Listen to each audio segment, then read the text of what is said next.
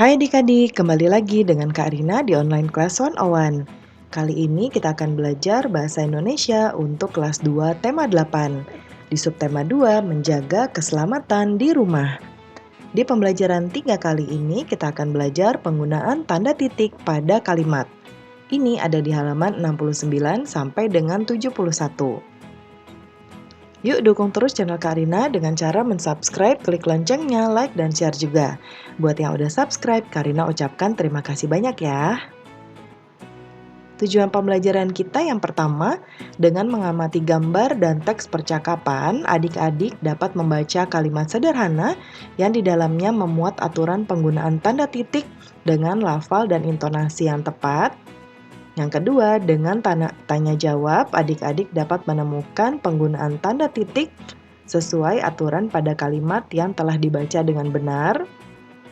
Yang ketiga, dengan mengamati gambar, adik-adik dapat menulis kalimat dengan memperhatikan aturan penggunaan tanda titik dengan benar.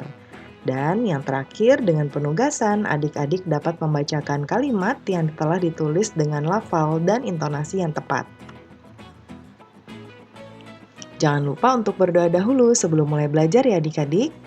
Jaga kesehatan dan selalu ikuti anjuran Bapak dan Ibu guru serta orang tua di rumah. Yuk kita mulai adik-adik, ditonton sampai habis ya. Jangan dilewatkan karena ada informasi penting yang Kak Rina berikan. Dan diulang lagi videonya sampai adik-adik benar-benar paham. Nah ini ada merawat benda-benda di rumah, tanggung jawab setiap anggota keluarga ya. Bacalah teks percakapan berikut dengan nyaring. Ini ada percakapan antara Udin, Edo, dan Beni. Ya, kata Udin, teman-teman, piala ini aku peroleh ketika masih kelas 1 SD. Ketika itu aku juara lomba mewarnai. Aku selalu merawatnya sampai sekarang agar tahan lama. Lalu kata Beni, bagus Din, barang-barang seperti ini memang harus dijaga dengan baik. Jangan sampai terjatuh, nanti bisa pecah. Barang yang mudah pecah lainnya juga harus dijaga, misalnya saja jam dinding itu. Ya, jadi Udin memberitahukan bahwa ini adalah piala yang dia dapatkan ketika kelas 1 ya. Kemudian pialanya sedang dielap, dibersihkan, dan dijaga, dirawat oleh Udin. Ya, nah Beni setuju. Nah, apa isi percakapan Udin dan teman-teman yang terdapat pada halaman sebelumnya? Ya, sikap apa yang ditunjukkan oleh Udin? Kita lihat lagi gambarnya ya. Nah, di sini kalau apa isi percakapan Udin dan teman-teman yang terdapat pada halaman sebelumnya, jadi tentang merawat benda di rumah ya adik-adik. Lalu sikap apa yang ditunjukkan Udin? Sikap tanggung jawab seperti kita lihat di atas. Jadi merawat benda adalah tanggung jawab setiap anggota keluarga. Jadi Udin menunjukkan sikap tanggung jawabnya ya, merawat benda-benda miliknya. Seperti itu.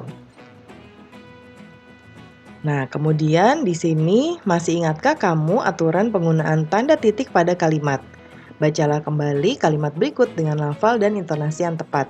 Nah, penggunaan tanda titik pada kalimat adik-adik masih ingat tidak? Nah, kita baca dulu ya. Teman-teman, piala ini aku peroleh ketika masih kelas 1 SD. Titiknya ada di mana? Di sini ya. Itu berarti ada di akhir kalimat. Lalu kalimat yang kedua, waktu itu aku juara lomba mewarnai. Titiknya kembali lagi ada di akhir kalimat. Lalu yang ketiga, aku selalu merawatnya sampai sekarang agar tahan lama. Ini juga titiknya ada di akhir kalimat. Ya, kalimat-kalimat di atas selalu diberi tanda titik di akhir kalimat. Selain itu, tanda titik juga digunakan untuk memisahkan angka yang menunjukkan waktu. Ya. Nah, misalnya saja ini di gambar ini ada pukul 8, ya. Biasanya kita sebut hanya dengan pukul 8, tapi kalau kita tulis menjadi seperti ini. Titiknya ada di sini, ya. Nah, pada pukul 08.00 tanda titik digunakan sebagai pemisah antara bilangan jam dan menit, ya. Nah, yang ini jam, ya menunjukkan jam 8, yang ini menunjukkan menit, ya. Nah, buatlah kalimat yang sesuai dengan tanda waktu yang ditunjukkan oleh jam. Tuliskan di bawah ini ada 6 gambar yang menunjukkan kegiatan Udin ya adik-adik. Ada contohnya di sini yang pertama. Di sini Udin sedang belajar, ada jamnya di sini. Ini jam 8, ya. Nah, Udin belajar pukul 20.00 ya. Pukul 20 atau di sini pukul 8 malam, ya. Nah, kita sekarang buat yang kedua ya. Nah, gambar yang kedua, Udin ini sedang sarapan ya di jam 6 pagi. Jadi kalimatnya Udin sarapan pukul 06.00. Ya, kemudian yang ketiga, ini Udin sedang menonton TV. Jam berapa? Ini jam 2 siang, ya. Jadi Udin menonton TV pukul 14.00 atau pukul 2 siang. Kemudian gambar 4, di sini Udin sedang mencuci piring ya di jam 4. Jadi kalimatnya Udin membantu ibu mencuci piring pukul 16.00. Lalu gambar yang kelima nih Udin sedang tidur di jam 9 ya adik-adik. Jadi kalimatnya Udin tidur pukul 21.00 karena ini di malam hari.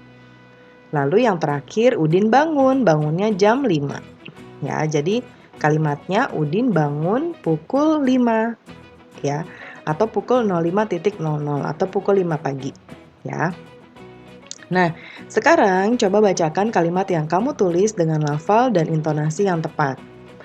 Ya, nah adik-adik silahkan buat kalimat, boleh dengan kalimat sendiri. Nah, itu dia contoh dari Karina ya adik-adik. Pembelajaran kita sudah selesai. Terima kasih sudah menonton sampai akhir. Mohon dimaafkan apabila ada kesalahan dalam perkataan maupun dalam materi yang diberikan. Sampai jumpa di video berikutnya. Dadah!